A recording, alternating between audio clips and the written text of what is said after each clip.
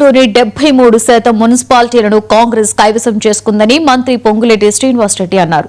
తమ పార్టీని దీవించిన అర్బన్ ఓటర్లకు ఆయన కృతజ్ఞతలు తెలిపారు. కొత్తగూడెంలో జరిగింది ఓటమి కాదని, అది కేవలం ఫ్రెండ్లీ కాంటెస్ట్ మాత్రమేనని స్పష్టం చేశారు. 72-73%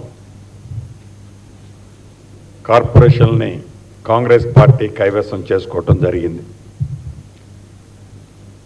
ఏదైతే అర్బన్లో కాంగ్రెస్ పార్టీని మనస్ఫూర్తిగా దీవించినందుకు రాష్ట్ర ప్రభుత్వ పక్షాన, నా పక్షాన వ్యక్తిగతంగా అర్బన్ ప్రజలందరికీ కాంగ్రెస్ పార్టీ పక్షాన అభినందనలు, కృతజ్ఞతలు కూడా తెలియజేస్తున్నాను. కొత్తగూడెం ఓడిపోలేదు.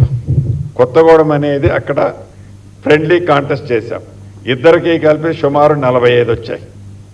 అది ఓటమి కాదు, ఫ్రెండ్లీ కాంటెస్ట్ చేశాం. వారు మా మిత్రపక్షం. సరే, అసలు కేటీఆర్ గారు మాట్లాడే మాటలు నేను చెప్పడం కాదు, మీరే చెప్పాలి. వారు మాట్లాడే మాటలు, వారు మాట్లాడే తీరు, వారు ఈ ప్రజలను మభ్యపెట్టే తీరు మనం ప్రత్యక్షంగా చూస్తున్నాం.